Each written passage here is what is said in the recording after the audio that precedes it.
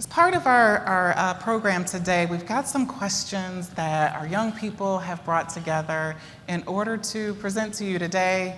We're going to invite our first young person up to the mic.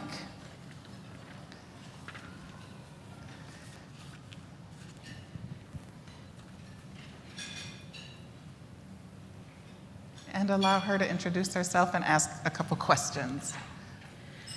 Hi, my name is Kenya, and I am a student at PEP Eastwood. I have a two-part question today for John Corlett.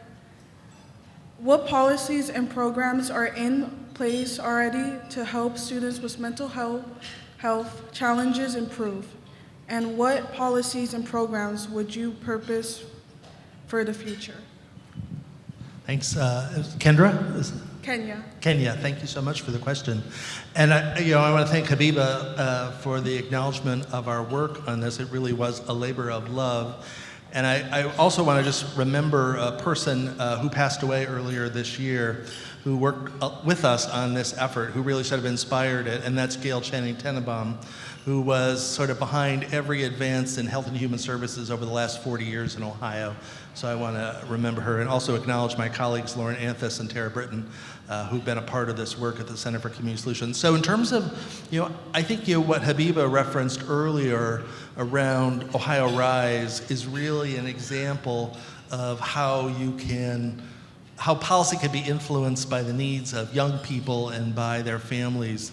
The issue that has sort of come to the forefront for us around children's mental health was it was really a desperate situation. What we saw in Ohio happening was that families were actually giving up custody of their children so that they could get treatment, so that they could get services. And we had this program here in Cuyahoga County called PEP Connections that was kind of really sort of showing the way for everybody else in the state. It was the only program of its kind in Ohio, and it showed what we could do if we provided sort of if we kind of wrapped services around a kid and didn't sort of have to follow all the rules, like you'll only get 2 of these and 1 of these.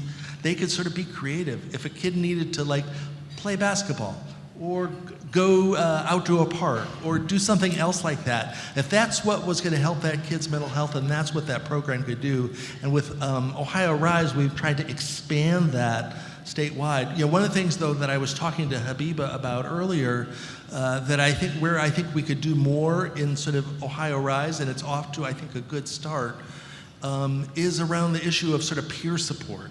Because I think there's a lot of wisdom that could be shared by the young people who are in these programs and their families with other people who are going through the same situation, and they should get paid for it too. I think we should pay people, and I also think that wisdom or that strength that they could share with maybe people who are sort of new on this journey or just sort of learning what this means, is that I just think it also provides us maybe new people who could be part of this workforce. Everybody that I talk to in behavioral health, and actually all human services, talks about the workforce shortage. And I think thinking about how we bring peers into this and paying them for doing that work could be a way that we could extend the helpers that are already there. Thank you. And Kenya, thank you for that wonderful question. All right, may I have Aaron?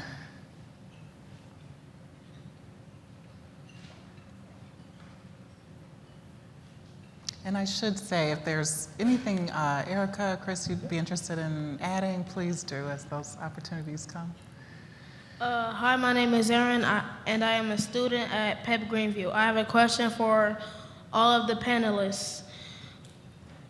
Healthy, positive activities help kids with regulation and focus. What can be done to make sure kids have access to free and low-cost activities and the transportation needed to get to them? And this question is for any of the panelists, please. Is this on? Okay. I'm happy to start. So as someone that is maybe not directly has purview over this work, I just want to honor, and celebrate joy, right? As Habiba said before, I don't think I quite appreciated recess as much as I did back in the day, but Lord knows I would take a recess at least once a day right now. So I just want to thank Aaron for your question. I think it's incredibly important to have balance. That's what my parents instilled in me. We had very high standards when it came to academia, but they also understood the importance of joy, whether that was in the form of me playing with my friends, my family, being outside in recreational activities, participating in dance, whatever it was critically important. And my parents would always say to me, I want a balanced child, not just a straight A child. And I carried that with me, and I continue to carry that with me. I'm not always amazing in that balance as an adult, and my team may be able to attest to that. But we do try to keep ourselves accountable and having balance. So I think it's critically important that the youth today have access to extracurricular and recreational services in addition to their academic work. And I'll just add, there we go. Aaron, thanks for your question. I would just add a few things. First of all, it is great to be in this room surrounded by the doers here in Cleveland, and thanks for all you do. I'm just looking at a lot of faces that I spent a lot of time either in person or on the phone with last year asking about a job ahead if I were lucky enough to get it. And I think back now, having got the job of county exec, how formative the many nonprofit leaders that are in this room and the team members of those nonprofits and for-profits were in my getting here and just helping shape up a framework. But Aaron, so thank you. I'm gonna go back to an experience I just had in University Circle over the last 15 years. And what we did out there is what hopefully everybody would do for all of their kids, because our kids are throughout our community, they're all of our kids, right? And that is build kind of with them, important underline with them, a framework for what they want to do in their every hours of their waking hours and not just in the school hours. And I think you guys all know that very well. What we started to observe at a little concert series we put on called Wade Oval Wednesdays is it was really the kids that were making it and really having kind of they sort of made the experience out in the back lawns when they were meeting kids of all different parts of town, all different races and faces, just having fun outside on Wade Oval in the middle of a museum campus. And what we realized over the years is, what if we kept a good thing growing? And obviously the concert series grew, thanks to you. I'm seeing a few people shaking their heads, they were there. And I'm looking forward to being back just as a citizen this year. But we realized that we could do more off of that single Wednesday concert. And we started a weekend program for our neighborhood students, which was called Yay Saturdays. And it was frankly just about youth activities and an environment where they were learning and having fun all at the same time and creating art, creating all kinds of their own activities just out on the lawn in a supervised, but not overly supervised playground that was an outdoor green space. What we then learned is we could go to the state of Ohio for some support, and we found it in TANF dollars to support the Yay Saturday program all summer long. I'm going to come back maybe at another point to talk about something we did during the school year, after school, but it's about building off of experiences that are inspiring and working with kids to co-create them. And that's all we did. And the kids began to sort of curate their own scene out in this 10-acre park that is the city of Cleveland, where we welcomed all comers from all throughout the region. And I'll never forget my kids, who are now 15 and 14 respectively, all throughout their growing up years, they're still growing up, meeting kids from all around Cleveland of all different backgrounds and just having experiential time out in a space where all we did was provide a little program support with partners to help make that happen. I think the thing I would add to this is, we have a lot of conversations at the Center for Community Solutions about what people refer to as the social determinants of health, and transportation and recreation and youth activities would certainly fit into that category. So one of the things we're working on right now, and we're actually going to be kicking it off here in Cuyahoga County, we're working with the 7 Medicaid managed care plans to kind of think about what those needs are in Cuyahoga County, because one of the requirements that they'll have going forward is ultimately investing about 5% of their profits in community reinvestment. And so those would seem like good ideas, and there'll be things that we'll talk about through that process. I appreciate your comments and just want to highlight the creative funding for these kinds of supports and services so that they remain free and low cost. Thank you. Alana.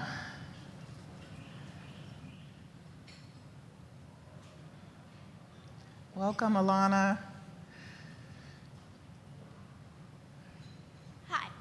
Hi, my name is Alana. I am a student at PEP Hopewell. My question today is directed to County Executive Chris Ronayne. How can our county government and our community support young people to succeed in school? Thank you, Alana. Thanks for your question, Alana. I said I was going to come back to an experience I just came from for 15 years working with students. We were known for some of the brick and mortar, but that's not what I always wanted to be known for in the University Circle. What we want to be known for is our partnership with students. And what we built in the in-school and out-of-school time, and with particular emphasis on the after-school time, was a partnership we called Circle Scholars. And it was going into a school in the most nearby school, in the Bethune Elementary School in the Glenville neighborhood, finding a principal who worked with her students and worked with parents to make after-school time programming really happen. And what we found after we launched it was that we could actually extend school hours after 3 into the 5 and 6 o'clock hour. In many institutions, it kind of inspired a lot of different things. A different way to learn by experiential learning, exposure to career track opportunities by working with professionals in those institutions, and ultimately, when you're 7th and 8th graders, and I appreciate CEO Gordon being here today, because your students are wonderful, as are our PEP students and our students around town that participate in these after-school programs. When they're telling each other, it's cool to stay after school, you know you're starting to do something right. So what I'm trying to make a point about is how we continue to build on programming with our students, but ultimately they were also building the programs. That program, we followed a model called My Community, not to be confused with the Cleveland Foundation My Community, but the simple learning lens that what if you studied through the lens of your own community? And so we had modules on the environment, we had modules on history, we had modules on social justice, all studied through the lens of Glenville, in that case, with the students, and where they interpreted their own experience and those who came before them to help better contribute to their future. It became empowering, and I keep coming back to another theme, which is that the students themselves really started curating a lot of their own learning lessons. We listened. I went in with the teachers into the schools after school to just hear what the students had to say. And as one of my colleagues, Sabrina Roberts, and I were talking about recently, is once you stop planning for students and start planning with students, much better things will happen in your community. So thanks again.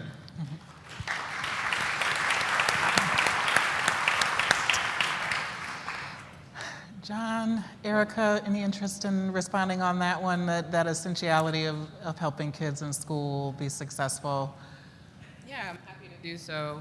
So from our lens and perspective at Cleveland Votes, it is critical that we engage non-voting age youth in this process of starting to understand the practice of civic engagement. We have been really fortunate to work with both public and private schools in our region, as well as local colleges and universities. We have one of our interns with us today, actually, from Case Western. And I was sharing and joking with the table before we came up here. As a non-educator, I always say going into schools keeps you quite humble. If you have not had the chance to spend a day with youth and it is not your primary role, I highly recommend it. But what's most important to me, as County Executive was just saying, is to listen, right? We had a student a couple of years ago, this was before the pandemic, their class was focused on civic engagement. And they were essentially pitching their ideas for how to more effectively engage their demographic into the voting process. And for those that may not know, Cleveland Votes has a grant-making program, and we operate in a cohort fashion, so we don't just provide the funding, but we also convene our grantees on a regular basis so we can learn together, grow together. And we ultimately selected this young man to be a part of our cohort. And there was no sort of preclusion for the fact that he was 17 years old.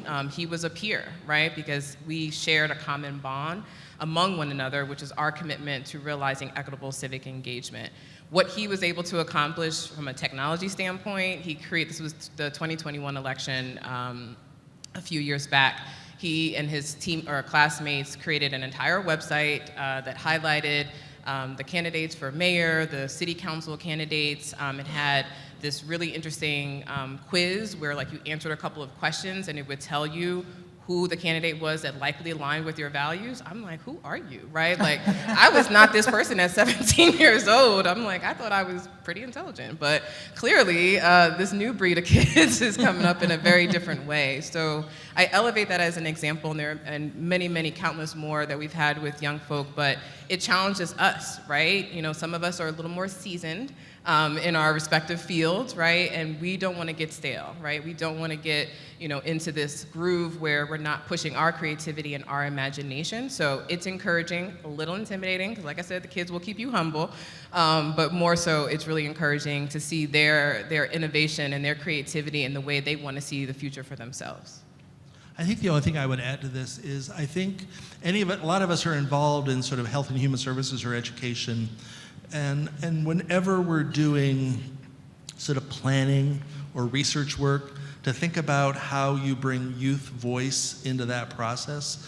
And I think particularly youth that are often overlooked, I would sort of put LGBTQ youth into that, Black and brown youth, you know, making sure their voice gets included in that conversation or in that process will get you such better results. In terms of how you design your programs and how you think about things, because as you know, sort of Erica referenced, I mean, they have no fear about speaking truth to power. They will tell you what they think, and that's really valuable. Yeah, thank you. Loving the empowerment of youth, the amplification of their voices, treating them as thought partners and contributors. Good stuff. Thank you. Welcome. I have Justin before us who has a question for Erica. I am Justin. My question is, how can we get more people to vote, and how can we make more people believe their votes matter? Mm-hmm. Very important question. Well, Justin. That is quite the loaded question. One, I just want to say thank you again to PEP for allowing Cleveland Votes to be honored today. We do our best to be in service to this community. And it's an honor to be on the stage and be before you all. I just want to acknowledge my beautiful and beloved teammates here to my immediate left for all the great work that they're doing, and board members. We have a board member represented as well.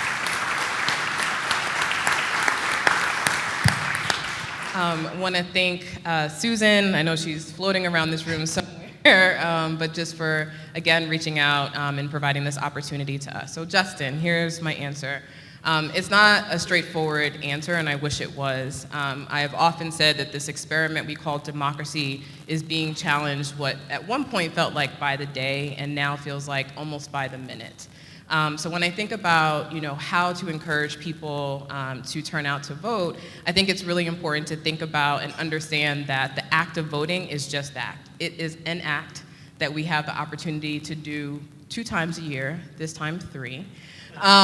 We can talk about that offline, but it is an act, right? We have an opportunity to exercise our citizens' right to cast our ballot and vote on particular issues and/or candidates. But there are many other times in the year where civic engagement and democracy shows up in our lives. Just in our last couple of responses, I can pinpoint a number of ways democracy shows up in our lives.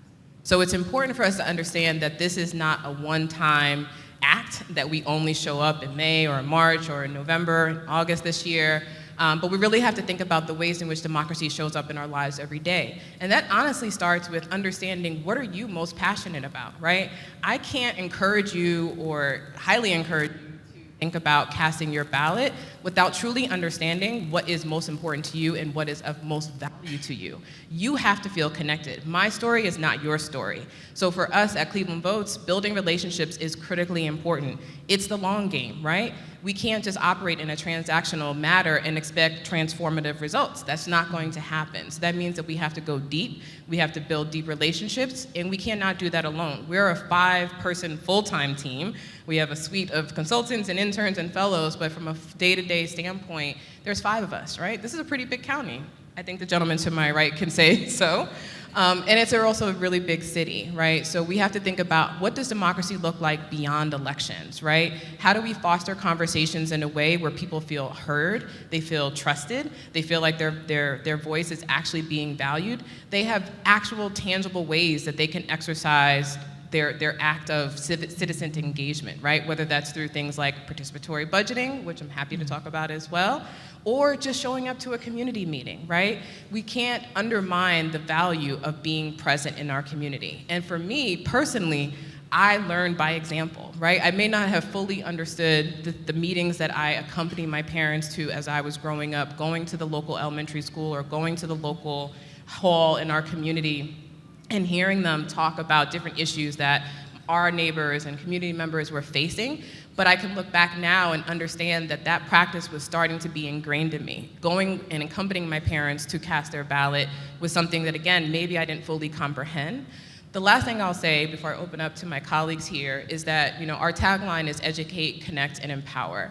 And it may seem like it's really simple to accomplish those things, but we're in this overload, information overload stance in this country, right? And because of that, we have to be really careful about how we consume our information, what information that we're consuming. We're constantly combating things like misinformation and disinformation. So having trusted messengers in our community, again, can't just be our organization. Each of you represent a different organization, and I could put money on the table right now to say that there's not one issue that your organization is facing that is not impacted by us not having an equitable democracy.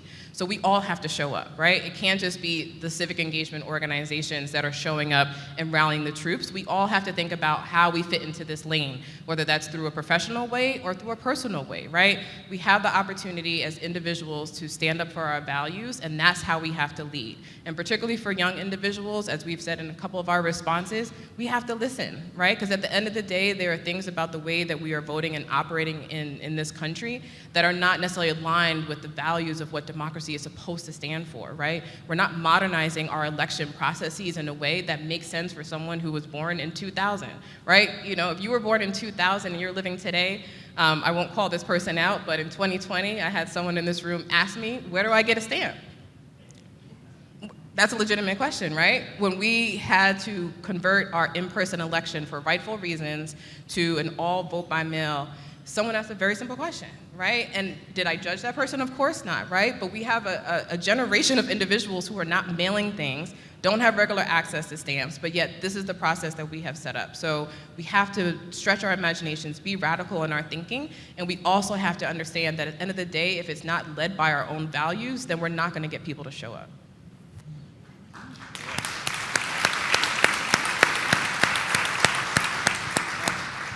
You don't want to follow. I don't want to follow you either. But That's truth right there. all right, we've agreed you're a hard act to follow. But I just to double down a little on Erica's points.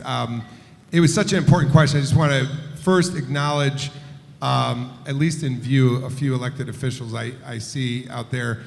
Supreme Court Justice Melody Stewart, thank you for being here. I know you were the last keynote speaker, so you're also a hard act to follow. Next to Justice is our County Councilwoman, Meredith Turner. Thank you, Meredith. And City Councilwoman Stephanie House. Hello, Stephanie. Where's Rebecca? Rebecca Maurer. Thank you, City Councilwoman Rebecca Maurer. I lost you. Anybody else I forgot? And the reason I bring it, and the four of you, thank you. They always show up, and I said this to Rebecca on the way in, to places that matter. And I said that to you, Meredith. You're always here when it matters. And take note of the elected officials, these four wonderful elected officials that they're here listening to you. All women, I was going to say that too. I'll be the one male elected official here. But thank you. There's no coincidence that Rebecca and Stephanie, Melody and Meredith are here. They're here when it matters. They're always here, and I appreciate you guys. So first thing I wanted to say in that context to the students, ask them to come see them in their office or at a coffee shop or on your turf, wherever it is. My guess is they will come see you. Or and let me give you a personal anecdote real quick. I was in Cleveland State University in graduate school. a couple of you heard me say this before because it motivated my own public service career. Carl Stokes, the mayor, once mayor of the city of Cleveland, first African-American mayor of a major city, came into our class, gave a lecture. I stopped him in the aisle, and I said, Mayor, would you ever have a coffee with a student? He said, yes, I'll meet you Saturday. I'm usually at Arabica around 10 o'clock, Shaker Square. I went up there he was, Mayor Stokes, and the 30 minutes I had with Mayor Carl Stokes changed my life. First of all, he gave me the time, but his stories that he held and his institutional memory. But the last thing he said to me has stuck with me my entire career, and that is, change comes in inches in this town. And he said it, I know he said it. One, it was a daunting thought, and it in one sense haunted me, and the other, it motivated me. Because we had to move change faster as we built at the speed of trust, right? But get to know your elected officials and those that are here, because they're here because you matter, students, and they're here because PEP matters, and they matter. And I just want to make sure we're making that connection. Not all elected officials are bad. This, there's a pall sometimes over us, but they work hard. And the other thing I just wanted to quickly say is to double down on Erica's point, that it's beyond the day of the vote. It's every day, 365, because that's what's going to change things. And what I've noticed, and first of all to the students, for the number of forums that we had with students, those were the memorable ones a year ago on my campaign trail. You're 100% of our future, and your voice matters. Your art and your science is to get more of your colleagues out to talk with elected officials about issues that matter to you. And I would say it's only going to happen through coalitions. I think elections and voter turnout is going to rise and fall with our coalition building. Give you an example. I'm just going to say it. I'm sick and tired of guns in this community. I know you are too. I'm sick and tired of it. I'm sick and tired of it ripping up our communities. The only way we're going to change is through the vote, and the only way those votes are going to turn is through coalitions that let our legislators know that they are perhaps out of touch on this issue. And I learned that from a student who came, again, full circle in programs in University Circle. We had a high school program. It was called Future Connections. It was meant to help orient students to future job opportunities. And the two exit interviews I had one year, both that I remembered so well, Cian said to me is, someday I want to be in the Supreme Court, Justice Stewart. And she called me in the fall and said, I'm on my way. I said, boy, you work fast. She had an assistantship with the Ohio Supreme Court the next year. The other student was heading to Miami of Ohio out of 38th and Woodland, where she lived, and she said to me when I called her in the fall, academics are going well, but you remember our conversation, Mr. O'Neill? I said, of course I do. I asked you what the most important things in your community were and what the biggest challenges were, and she said to me in that exit interview, it was mental health, it was domestic violence, and it was gun violence. And she said, everything's going fine academically, but I'm heading back to a funeral this weekend of my cousin in Cleveland, Ohio, from Oxford, Ohio, because she said to me in that exit interview, they don't all understand that every community is not a one-size-fits-all, that we're not all the same. We need things tailored more to our communities, right? Coalitions matter to the voting. Thank you. Thank you. Thank you. Xavier, welcome. My question is for all the panelists. How can young people with autism and mental health issues make our needs known to adults who have the power to make things work better for us? How would you recommend we make our voices heard? Thank you.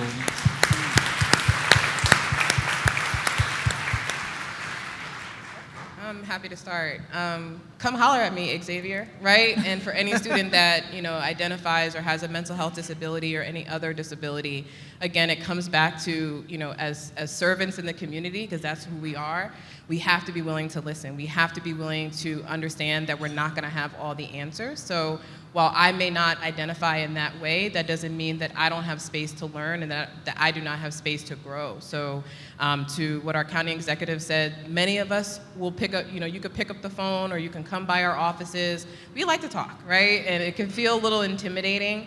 And I just want to encourage any young person in here, That is what I did early in my career. I know when you see the title, right, county executive, county council person, county council, city councilwoman, it feels really intimidating. But at the end of the day, we're all humans. We're all committed to seeing positive change in our community. So we want to learn. I'll say I want to learn. So I really encourage you to reach out. We're at clevotes.com. All of our contact information is available. We love to support students. We love to employ students. We don't let y'all go, so be careful. We had an intern that started last summer and stayed with us all year. So Sabrina, watch out. She just started yesterday. So we want to learn, we want to grow, and it's vitally important that we have diverse perspective represented, particularly when it comes to us for elections. We have had a lot of changes to our voting laws the last couple of years, and many of those changes actually adversely affect individuals with different forms of disability. So it's important to us that we make sure that individuals who are not first-time English language speakers or have physical or mental health disabilities feel like their voice is valued and that they can show up in an equitable way.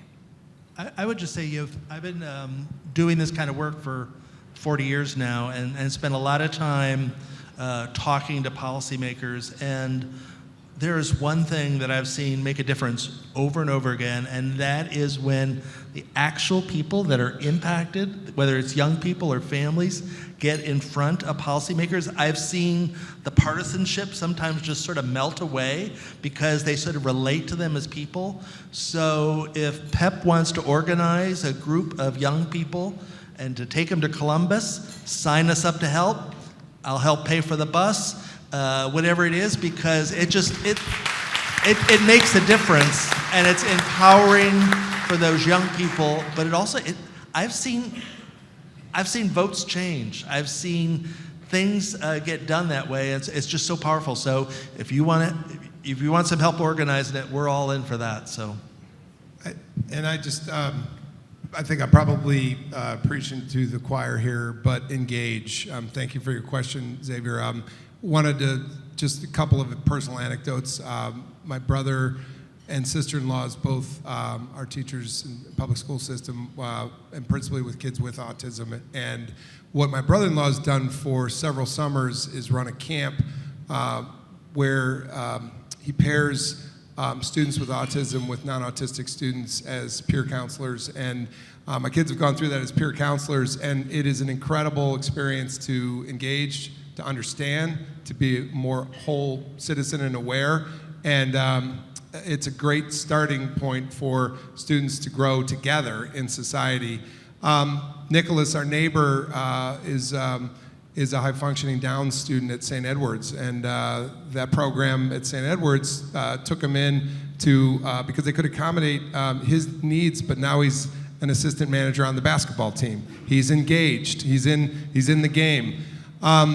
I could go on, and I hope Sabrina doesn't mind my putting her on the spot, but she's one of my dear coworkers who I know their family well, she and Dennis and their daughter, Morgan. But Morgan was born a very less tgoing 2-pound preemie, right, in her early 20 weeks. And Morgan is a high school junior at Lakewood High School and is rising senior, working at CVS this summer at her first job. So the point is engage, coach, employ, teach, and do it together collaboratively. Kids benefit from knowing kids with all kinds of challenges. They're whole persons and more empathetic, and we're all better citizens. Thank you to our panelists and honorees. County Executive Ronayne, I have a little something for you, an expression of gratitude from PEP for your service. Thank you to our students, Alana, Aaron, Justin, Kenya, Xavier. Your brilliance and your courageousness to stand in front of us and ask your questions is such an inspiration. Thank you.